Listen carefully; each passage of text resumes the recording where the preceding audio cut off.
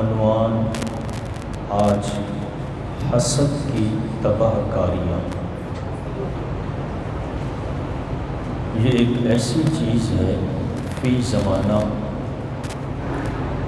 میں اگر یہ الفاظ کہوں تو غلط نہیں ہوں گے کہ آج دنیا پر حسد کی حکومت ہے۔ کیا سیاستدان ایوانوں سے لے کر کے فقیر کی جھونپڑی تک حسد کا دور دورہ ہے، اور یہ ایک ایسی بیماری ہے جس کو الامراض کہا گیا ہے کہ تمام باطنی بیماروں کی ماں ہے یہ حسد۔ اور شروع کرو۔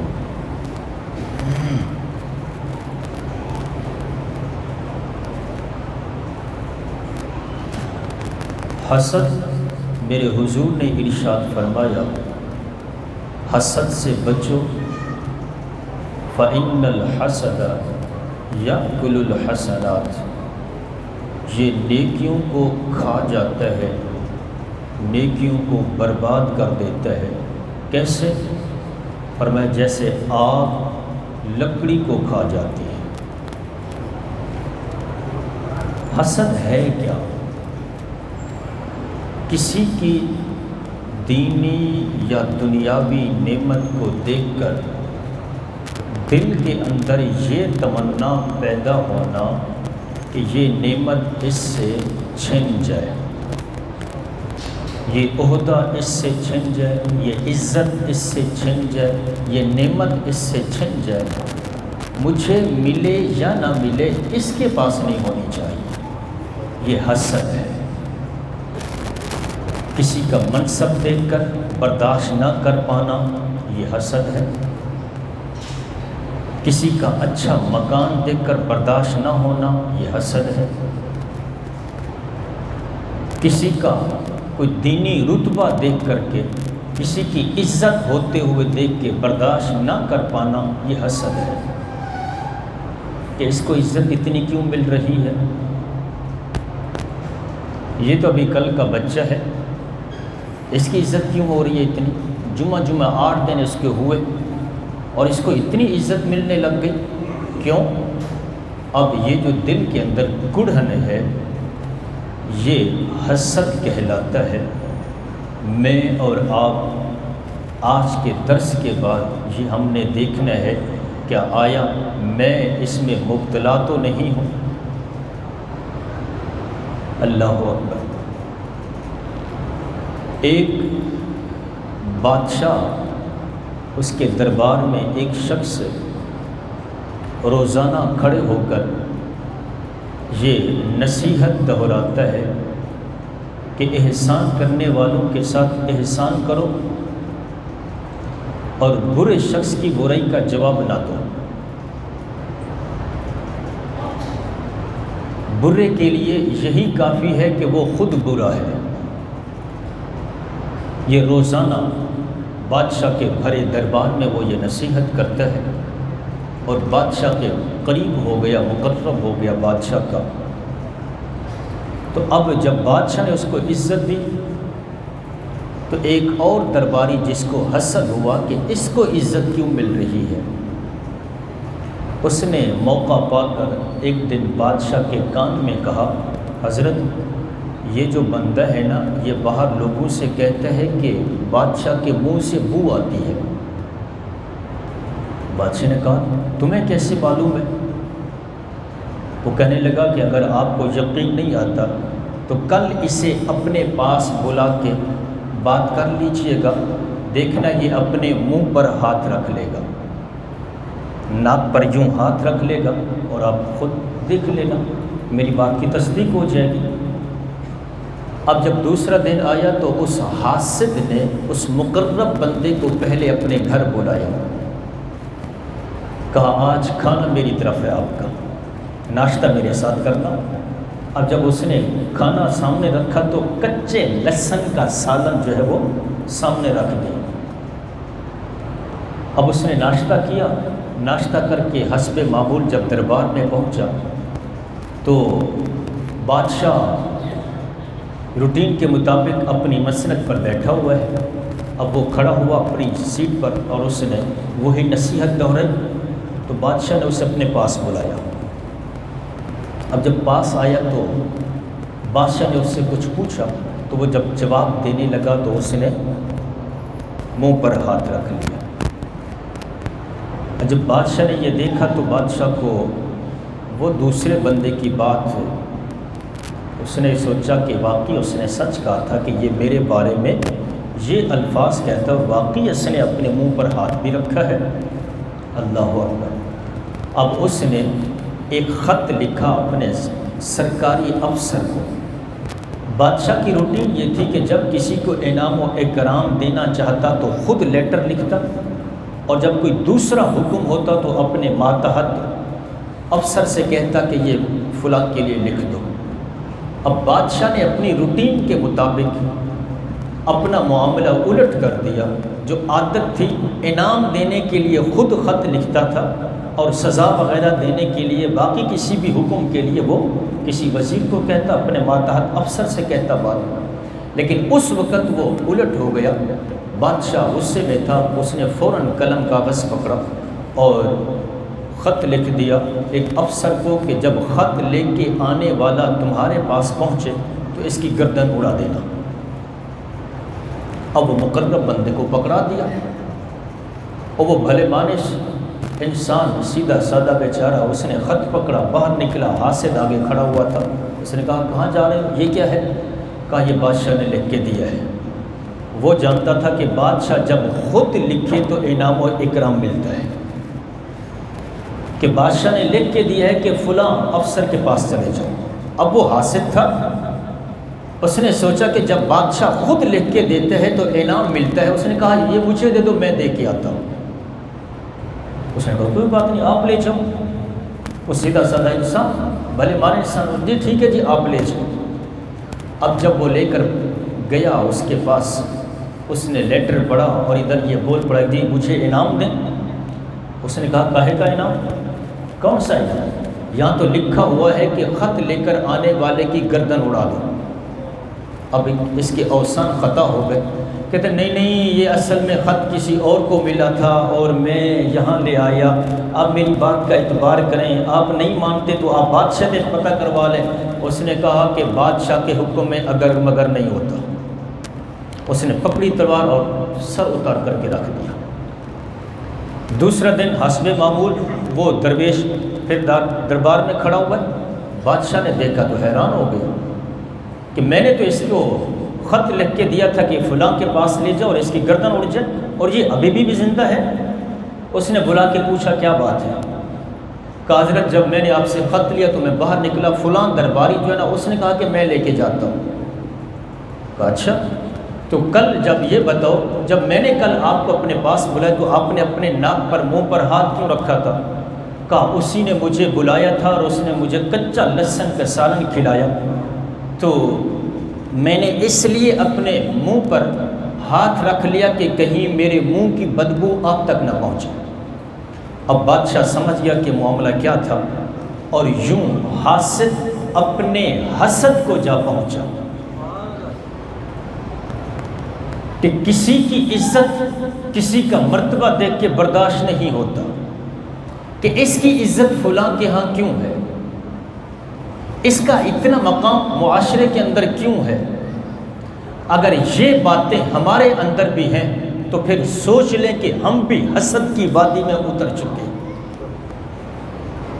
حضرت خواجہ معین الدین چشتی اجمیری علیہ الرحمہ آپ فرماتے ہیں کہ ایک شخص کا انتقال ہو گیا، اور جب اسے قبر میں اتارا لوگوں نے اور اس کا چہرہ قبلے کی طرف موڑا تو چہرہ فوراً پھر گیا دوسری جانب۔ انہوں نے پھر موڑا، پھر دوسری دفعہ پھر مڑ گیا۔ یوں کئی بار ایسا ہوا کہ وہ قبلے کی طرف چہرہ پھیرتے ہیں اور چہرہ فوراً جو دوسری طرف پھر جاتا ہے۔ تو غیب سے آواز آئی تم کیوں تکلیف اٹھاتے ہو؟ یہ شخص اپنی زندگی میں میرے پیاروں سے منہ موڑتا تھا، ان سے حسد رکھتا تھا، لہذا جو میرے پیاروں سے منہ موڑے میری رحمت اس سے منہ موڑ لیتی ہے، اس کو یوں ہی چھوڑ دو اور قیامت میں ہم اس کو گدھے کی شکل میں اٹھائیں گے۔ حاسد بندہ کل بروز قیامت گدھے کی شکل میں اٹھایا جائے گا۔ صاحب آج تو میرے دل میں کیا ہے کسی کو نہیں پتا، میں آپ کے بارے میں کیا سوچتا ہوں آپ کو نہیں پتا، لیکن میرے رب کی نگاہ دل پر ہے، وہ جانتا ہے کہ تو کس کے بارے میں کیا سوچ رہا ہے۔ کل بروز قیامت جب یہ لوگ اٹھیں گے تو اس وقت یہ عالم ہوگا اور سارے لوگ پہچان جائیں گے کہ یہ دنیا میں حسد کیا کرتا تھا۔ آج تو چار لوگوں کے سامنے ہم اپنی جو ہے وہ اپنا عیب کھلتے ہوئے پچھتاتے ہیں، ڈر جاتے ہیں کہ لوگوں کو پتہ نہ چل جائے میرے اندر فلاں عیب ہے۔ تو صاحب جب پہلے انسان سے لے کر آخری انسان تک سبھی وہاں کھڑے ہوئے ہیں، کبھی ہم نے سوچا ہے کہ اس وقت جب اگر حسد کرنے کی وجہ سے چہرہ بدل گیا اور گدھے کی صورت میں اٹھایا گیا تو اس وقت کیا بنے گا؟ اور پھر حاسد جو ہے یہ کس سے حسد کر رہے ہیں؟ بندے سے نہیں، در حقیقت یہ اللہ کی تقسیم پر اعتراض کر رہا ہے۔ کسی کو جاہو منصب کس نے دیا؟ اللہ نے۔ قل اللہم مالک الملک، حبیب فرما دو کائنات کا مالک اللہ ہے، ہر چیز کا خالق اور مالک اللہ ہے۔ تؤتی الملک من تشاء، وہ جس کو چاہتا ہے ملک حکومت عطا فرماتا ہے، وہ جس کو چاہتا ہے رتبے عطا فرماتا ہے، وہ جس کو چاہتا ہے عزتیں عطا فرماتا ہے۔ وَتَنزِعُ الْمُلْكَ مِمَّن تَشَاءُ، جس سے چاہتا ہے وہ حکومت واپس لے لیتا ہے۔ وَتُعِزُّ مَن تَشَاءُ وَتُذِلُّ مَن تَشَاءُ، جس کو چاہتا ہے عزتیں عطا فرماتا ہے، جس کو چاہتا ہے وہ ذلت میں جو ہے نا وہ رسوائی میں اس کو ڈبو دیتا ہے۔ بِيَدِكَ الْخَيْرُ إِنَّكَ عَلَىٰ كُلِّ شَيْءٍ قَدِيرٌ۔ آج کسی کا پلاٹ دیکھ کر، کسی کا اچھا مکان دیکھ کر، کسی کی اچھی گاڑی دیکھ کر، کسی کی عزت دیکھ کر، کسی کے لوگ قریب اتنے دیکھ کر کہ لوگ اتنی عزت کرتے ہیں، یہ سب کچھ کیوں ہو رہا ہے؟ وہ اندر ہی اندر کڑ رہا ہے۔ صاحب آج تو حالت یہ ہے کہ اگر کوئی مارکیٹ میں نیا آیا اور اس کا اچھا کاروبار بھی چل پڑا تو ساتھ بیٹھے جو کئی عرصے سے بیٹھے ہوئے وہ اس سے حسد کرنے لگے کہ اس کو ابھی 6 مہینے بھی مارکیٹ میں نہیں ہوئے اور یہ آ کر کے جناب اتنا آگے نکل گیا، اور ہم تو 30 سال سے بیٹھے ہوئے ہیں اور ہم وہیں کے وہیں ہیں۔ ہم تو 5 مرلے کا گھر بھی یہاں نہیں خرید سکے اور یہ 6 مہینے کے اندر ڈیفنس کے اندر بنگلہ خرید کے بیٹھ گیا۔ میں تو اتنے عرصے سے یہاں بیٹھا ہوا ہوں اور میرے پاس تو اتنا کچھ نہیں آیا، اور یہ 6 مہینے یہاں ہوئے اس کو اور یہ مارکیٹ کا صدر بھی بن گیا۔ میری دکان تو 50 سال سے ہے یہاں۔ تو یہ دیکھتے جائیں صاحب آپ کیا کر رہے ہیں، آپ کیا سمجھتے ہیں کہ یہ جو کچھ ہو رہا ہے یہ اس کا کمال ہے؟ صاحب آپ سمجھتے ہیں کہ مجھے 50 سال ہو گئے، مجھے 30 سال ہو گئے یہاں بیٹھے ہوئے، مجھے ایک پلاٹ نہیں ملا، اور وہ 6 مہینے میں بنگلے کو جو وہ لے رہا ہے، ڈیفنس میں اس نے بنگلہ خرید لیا۔ صاحب یہ پلاٹ، یہ بنگلے، یہ کاروبار سے نہیں ملے، بلکہ جب یہ انسان، جب بچہ ماں کے پیٹ میں 120 دن کا ہوتا ہے اس وقت فرشتہ آتا ہے اور سارے پلاٹ اور بنگلے لے کے چلا جاتا ہے۔ تم کس سے حسد کر رہے ہو؟ تم کس سے جل رہے ہو؟ کس کو صدر کیوں بنا دیا گیا؟ یہ تو جب 120 دن کا تھا اس وقت ہی اس کی جو نا وہ زندگی میں لکھ دیا گیا تھا کہ یہ فلاں مارکیٹ کا صدر بنے گا، یہ فلاں مارکیٹ کا صدر ہے، یہ فلاں مارکیٹ کا فلاں عہدہ ہے اس کے پاس۔ یہ 6 مہینے میں تو ذرا سوچنا، تو یہ سوچنا کہ ایک وہ بات جس پر مجھے پہنچتے 50 سال لگے ہیں، مجھے میرے رب نے 50 سالوں میں دیا اور اس کو رب نے 30 سالوں میں دے دیا یا 6 مہینے میں دے دیا، تو اس پر تقسیم تو میرے رب کی ہے، اور یہ حاسد در حقیقت اللہ کی تقسیم پر اعتراض کرتا ہے کہ اس کو اتنا کیوں ملا۔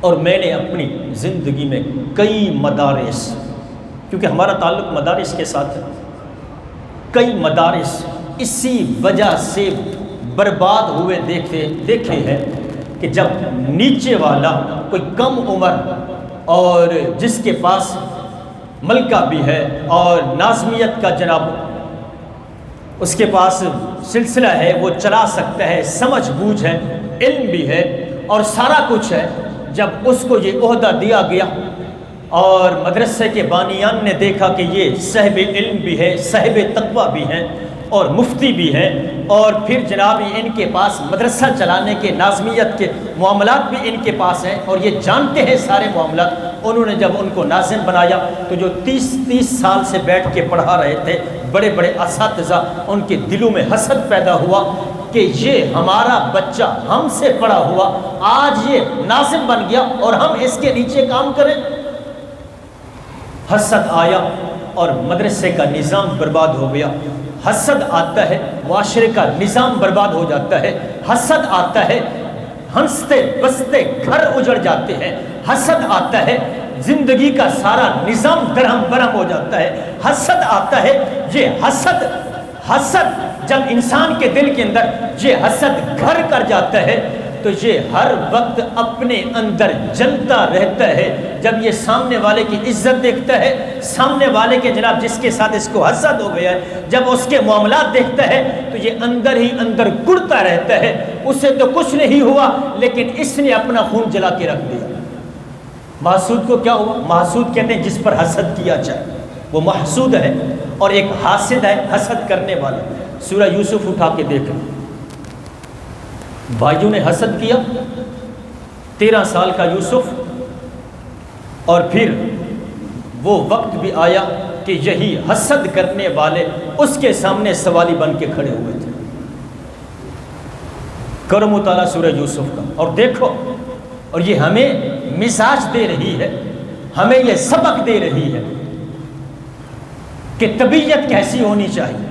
اور پھر دیکھیں کریمی یوسف علیہ السلام کی کہ یہی حسد کرنے والے جب سوالی بن کے سامنے کھڑے ہوئے تھے، یہ نہیں کہا کہ کس منہ سے آئے ہو آپ، بلکہ پیمانے بھر بھر کے دیتے ہیں، اور پھر جو رقم وہ قیمتاً دیتے ہیں وہ رقم بھی ان کے سامان کے اندر رکھ کر کے واپس بھیج دیتے ہیں۔ اللہ اکبر!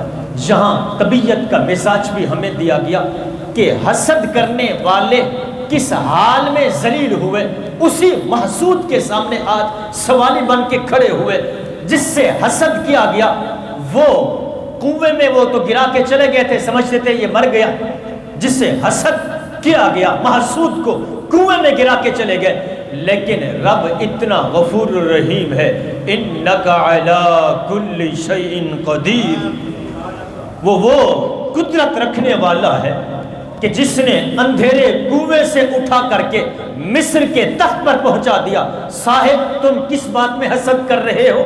رب کی تقسیم پر؟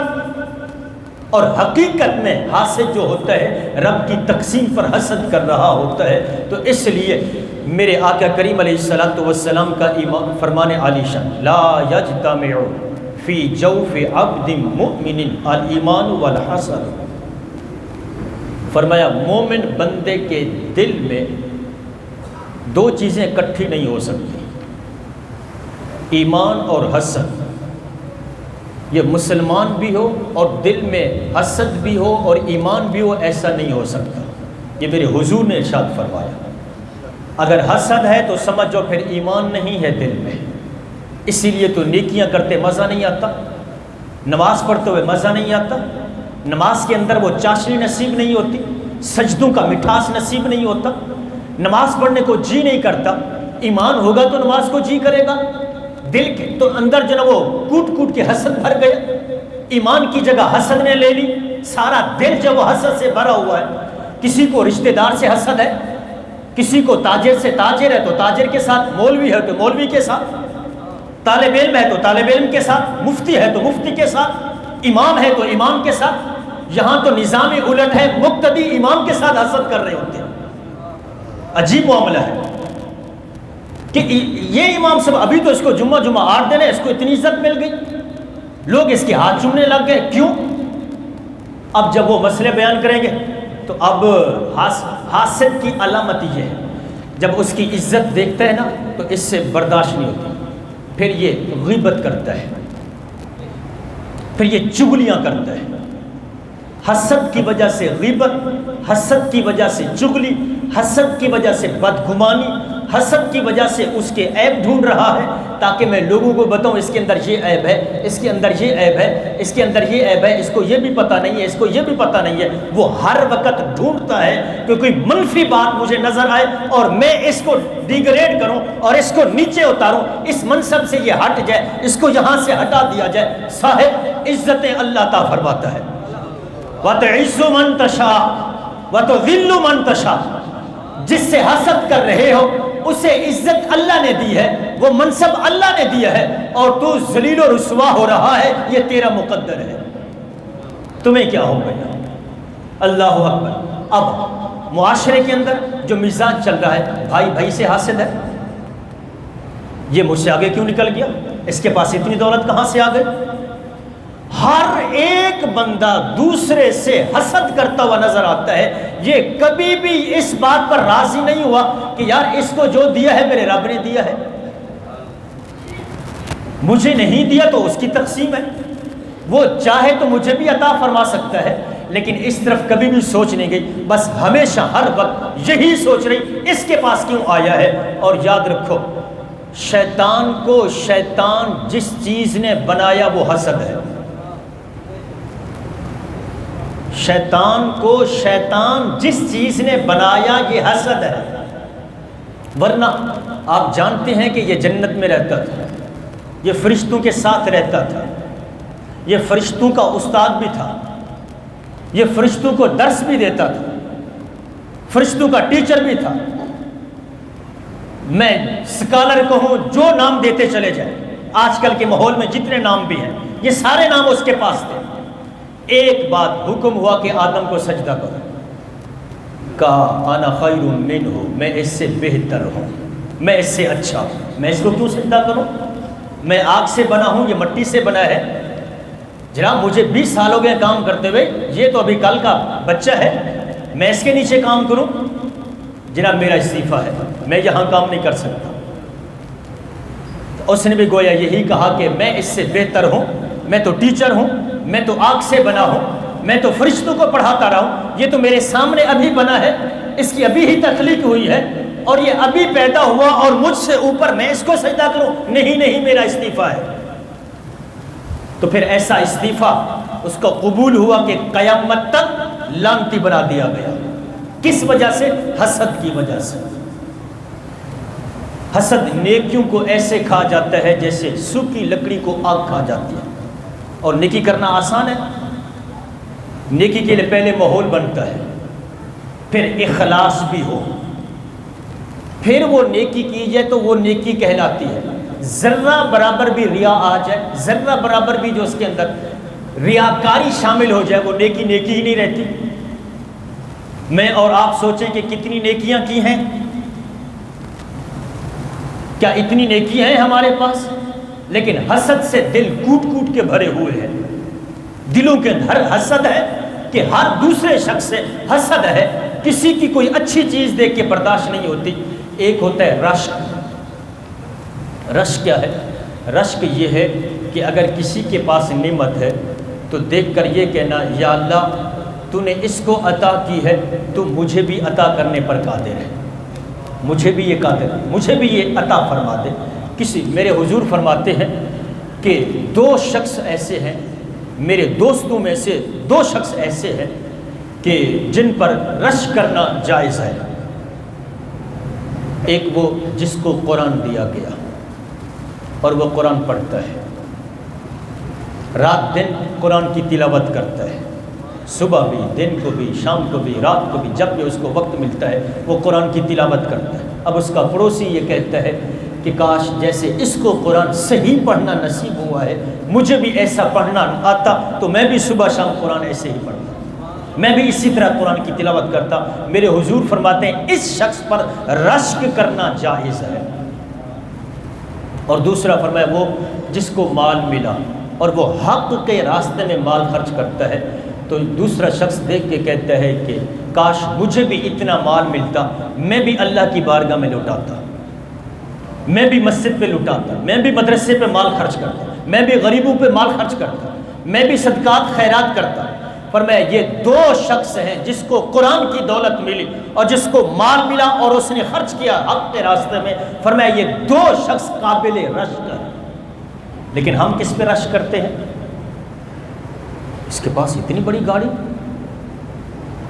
اس کا اتنا بڑا گھر، اور میرے حضور نے ارشاد فرمایا، سنو میرے آقا کریم علیہ الصلوۃ والسلام ارشاد فرماتے ہیں، لا یغبطن فاجرا بنعمتہ، کبھی بدکار کی گناہ گار کی نعمتوں کو دیکھ کے رشک نہ کرنا۔